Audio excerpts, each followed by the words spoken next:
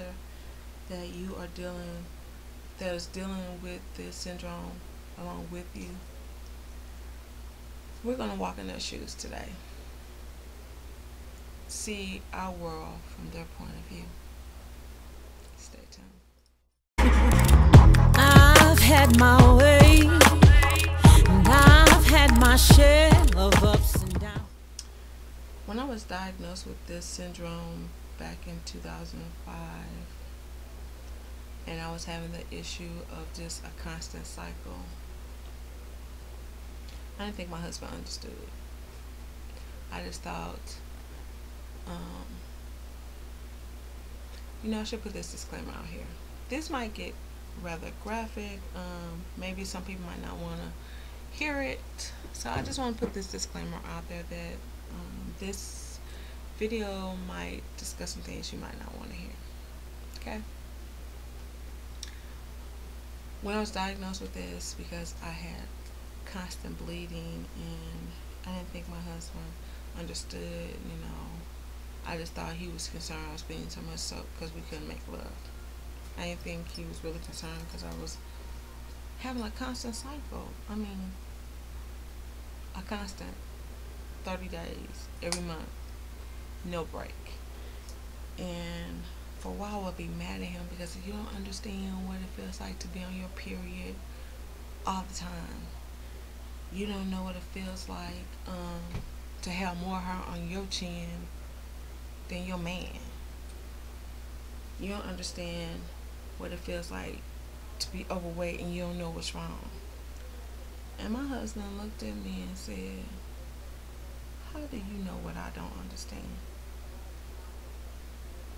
Because I'm a woman, you don't think I don't understand? You my wife.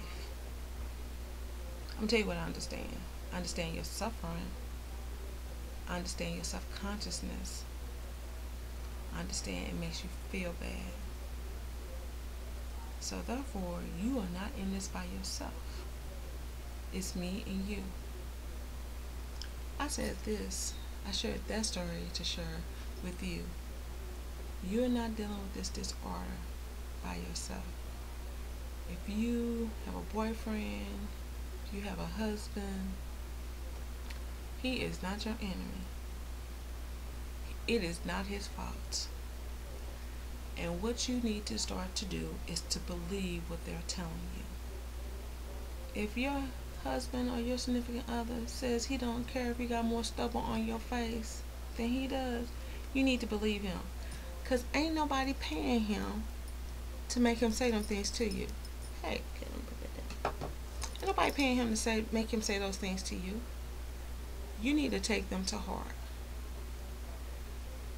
When he tells you you're sexy, regardless of how many rolls you might have on your stomach, or how big your arms may be, because of your overweight, because the weight you have, you need to believe him. You need to be able to enjoy the relationship you have, that you have somebody, because you know what? There's a bunch of women out here who are dealing with this syndrome by themselves. No mate, no boyfriend, nobody.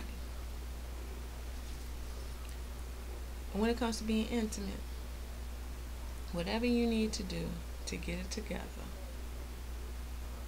you need to work on it with your spouse. Because it's just not you when it's time to be intimate. Because the way you act affects him. The syndrome is not always about us. We have somebody that's in here with us. I used to have it bad. I used to shut the door, lock it, so I can do what I need to do to clean my chin. And if he came in, I was like, I need this time by myself. Because it make me feel bad that my husband shaving and so am I.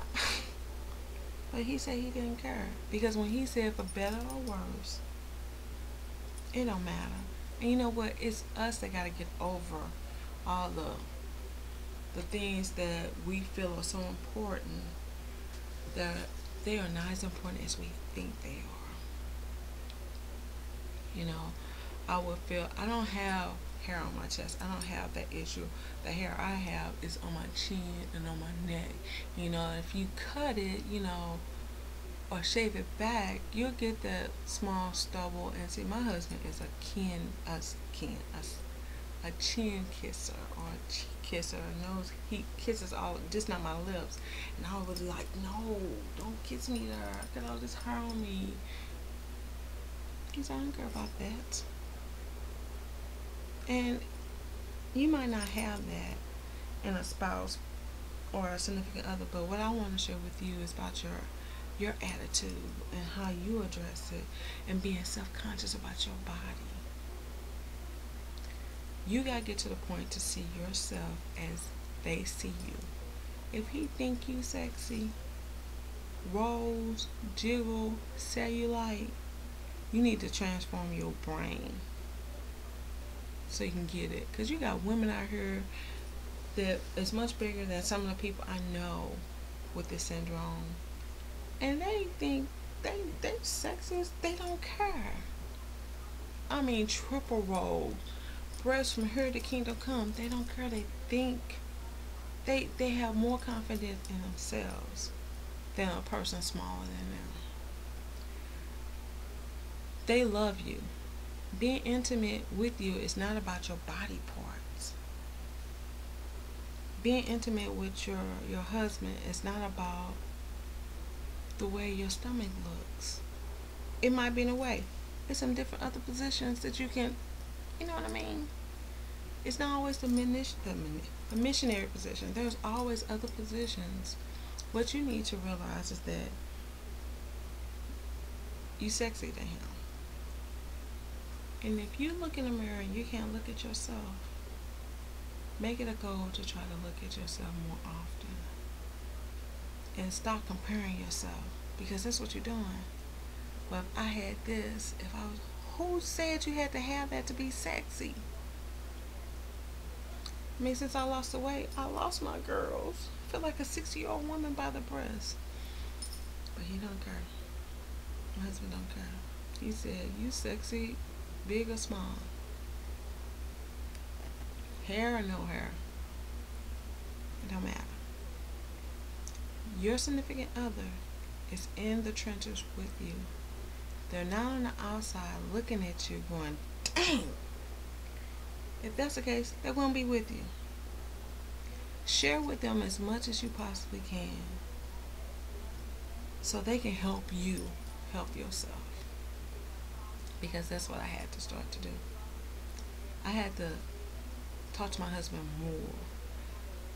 Because you know what? They got to deal with the mood swings, this stuff. Because it's a hormonal disorder that just causes a lot of symptoms. And if you moody, you irritable, because you know what? The B6 will really help with that. The B6 will really help with the moodiness. And if you find yourself moody, and it's not that time of the month, almost that time of the month, I want to increase my B6. Make sure you're just taking 200 a day, and you will find that will help with the moodiness from this disorder. Remember, it's not their fault. And if you got somebody who ain't trying to help you along this way, you need to talk with them. You need somebody to support you.